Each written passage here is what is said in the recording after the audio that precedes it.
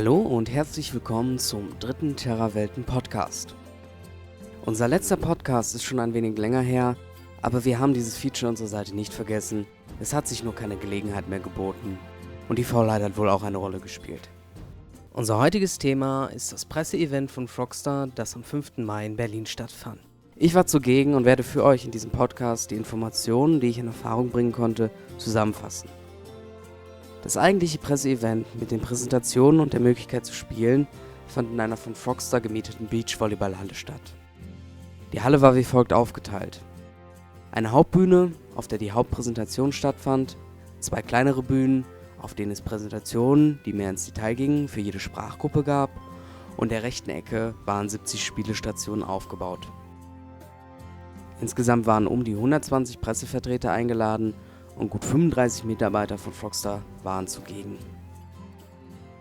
Nach den Präsentationen, der Zeit zum Spielen und den Interviews ließ man den Tag in der Shoujo Bar ausklingen. Soviel zum Ablauf des Events. Bevor wir zum wichtigen Aspekt des Presseevents kommen, den neuen Informationen, zuerst noch ein wenig Castanic Cosplay.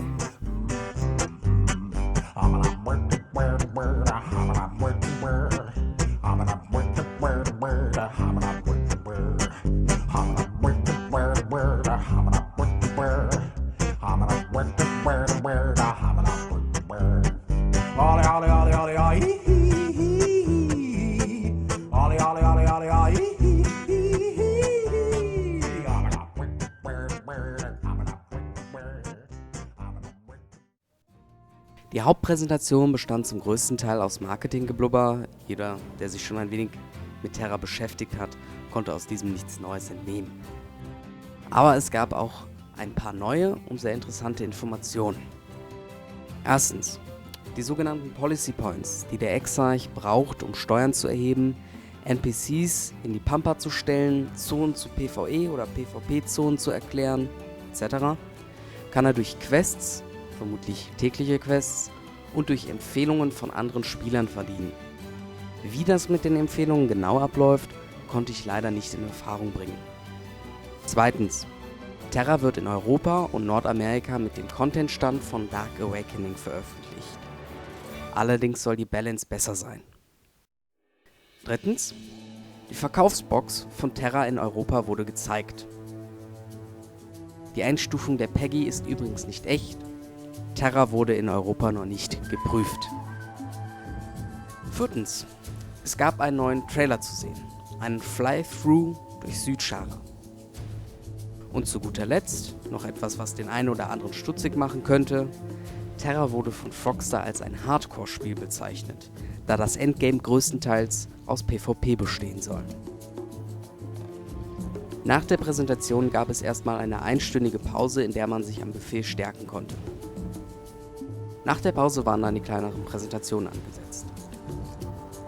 Die Präsentation war in 2 aufgeteilt: ein Graphics Panel und ein Feature Panel. Im Graphics Panel wurde ein wenig näher auf die Grafik eingegangen und es wurde mehr als einmal erwähnt, wie toll die Grafik doch sei. Doch es gab einen Spruch, der dieses Graphics Panel aufheiterte. Ich zitiere: Terra spielt sich, wie es aussieht. Sexy und geil. Ja. Das Feature Panel bestand zum größten Teil auch aus schon bekannten Informationen, aber auch hier gab es wieder etwas Neues zu erfahren. Erstens, es wird einen heroischen Modus für die Dungeons geben, so wie es bei WoW der Fall ist. Und es ist eine Battleground-Rangliste in Korea geplant. Am Ende des Feature Panels wurde dann noch an jede Person ein Goodie ausgehändigt. Eine 500 GB externe Festplatte, die in einen Lederumschlag gehüllt ist. Ganz nettes Ding. Nun durften wir uns an die Spielstation pflanzen und Terra spielen.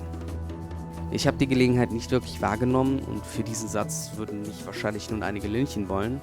Aber hey, ich bin nun mal mehr der Typ von Spieler, der sich zu Hause in einen bequemen Stuhl pflanzt und dann ein Spiel in Ruhe antestet. Aber das ist noch nicht alles. Ich hatte noch die Gelegenheit, mit Entwicklern von Bluehorse Studio zu sprechen. Der gute Michael von Online-Welten hat mich mit zu seinem Termin genommen. Auch hier konnte ich noch einige interessante Dinge in Erfahrung bringen. Erstens, das PvP-Regelwerk für Europa und Nordamerika wird momentan noch ausgearbeitet. Zweitens, Das Open PvP und das politische System sind in Korea momentan nicht verbunden. Drittens. Die Ausrüstung, die man durch PvP verdienen kann, gibt während des PvPs höhere Angriffs- und Defensivwerte. Viertens. Es gibt momentan in Korea gleich viele Open-World-Dungeons und instanzierte Dungeons. Fünftens. Im Moment ist der Endcontent in Korea mehr auf PvE konzentriert. Allerdings wird es im Laufe des Jahres Updates geben, die das PvP stärken sollen. Sechstens. Mehr Customization-Optionen werden mit der Zeit hinzukommen. Das heißt, der Charaktereditor wird zum europäischen Release umfangreicher sein. Siebtens. Der Grund dafür, dass man bei den Castanics die Haare und Hörner nicht separat auswählen kann, ist, dass dies die Systemanforderungen in die Höhe geschraubt hätte. Und zu guter Letzt noch etwas zum Design der Edin.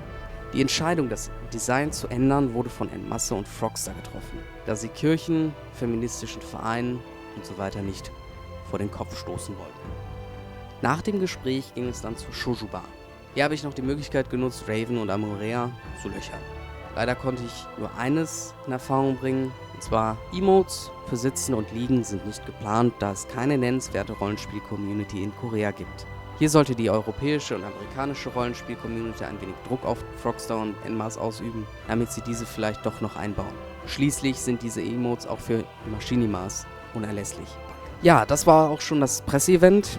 Was könnte ich noch erwähnen? Vielleicht, dass ich am Ende der Feier in der Bar meine eigene Jacke nicht mehr erkannt habe, obwohl ich keinen Tropfen Alkohol zu mir genommen habe. Insgesamt war das Presseevent doch sehr spaßig, allerdings in Sachen Informationsgehalt eher enttäuschend. Ich persönlich kann es nicht verstehen, wieso Bluehole Studio so viel Arbeit in eine vernünftige Lokalisation steckt, aber gleichzeitig durch ihre bescheidene Informationspolitik die westliche Community vollkommen im Dunkeln lässt, obwohl die Informationen sowieso von Korea aus rüberschwappen. Ich hoffe, in diesem Aspekt wird sich Bluehole noch ändern, weil Schweigen ist meist kein gutes Zeichen bei einem MMO. Ich hoffe, euch hat dieser Podcast gefallen.